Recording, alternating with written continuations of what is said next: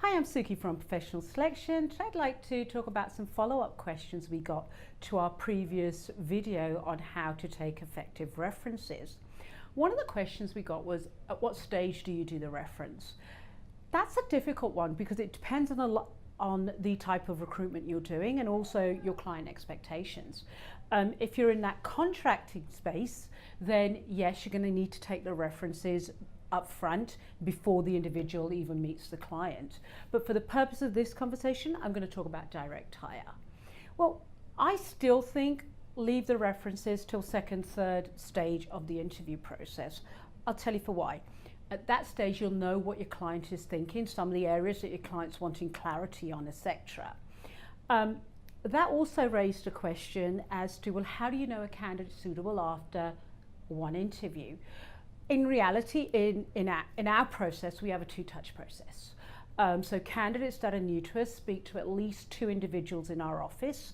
But bear in mind, we work in a niche market and we deal with a lot of passive candidates. So we've built up a relationship with these individuals over a longer period of time. So if you don't have that, I would say at least do a two-touch interview process with a candidate before submitting them to your client. Definitely meet them as well. The other question was, how do you handle a peer reference, and is a peer reference important? In my opinion, it's not. If you have taken an effective line manager reference, a peer reference has been dealt with within the context of that. And the other reason I don't think a peer reference will add much value, give any more of a 360 view, is the peer can only see what they see in the team. What you'll find with a line manager is, especially if there's something negative, the line manager is aware of the bigger picture because the other colleagues in the team are giving feedback to them. So again, in my opinion, peer reference is not necessary. Of course, unless your clients asked you to do a peer reference. What do you do when a candidate refuses to give you their line manager from their current employer or their previous employer, saying, no, that's not going to be a good reference? You have to take that reference. But before you take that reference, you need to take the time to understand from your candidate why they feel that's going to be a negative reference. It could be that they felt that there was favoritism in the team, for example. Talk with your candidate, give them a level of comfort that they provide you that line manager reference.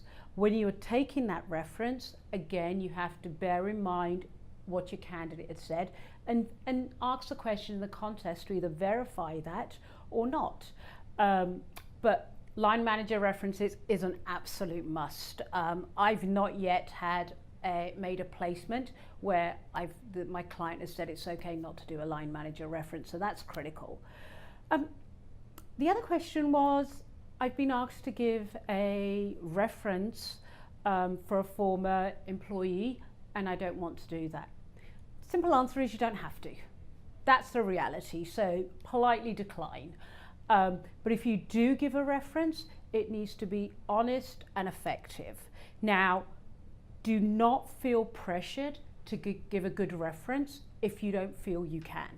There may be areas that you're able to speak to and other areas that you're not able to speak to, but just be extremely honest. Now, for example, if they ask, what is this person like now to work in a team? Well, you may have worked with them 5 years ago. Explain that you can only give the reference in the context of 5 years ago. If there's something that you do not feel you can answer honestly, simply decline to answer that question. You can say, sorry, I can't speak to that, but do not give a bad reference. Stay professional. Anything you can't be honest about, simply say, sorry, I can't speak to that at this moment. Last but not least, glowing references. In reality, I'm a believer glowing references don't exist, and if you got a glowing reference, one of two things have happened here. You've not asked the right effective questions, the why question I talk about in the video earlier, or this individual has been prepped by the candidate to answer those questions based on their interview. If it's the first one, not a problem. You can go back and ask those why questions. A good area is to ask the question, look, what advice do you have for this individual's future line manager how to help them improve themselves. If they're saying that this person's amazing and they don't need any help, something is wrong there. So keep digging. It could be that that individual was not actually the line manager, so they really don't know that information. In which case you've got a problem, you need to go back and get another line manager. And as I said earlier, the individual could be prepped by the candidate, in which case you have another issue. You need to be talking to your candidate there. Anyway, at the end of the day, as I said, a good reference is not a glowing reference. A good reference is one where you are able to go back to your client with some great positives and some areas that the client needs to be mindful of to help them get the best out of this individual. As always, I'm sure there's different opinions out there. Would love to hear them, so feel free to leave a comment below. Thanks for listening.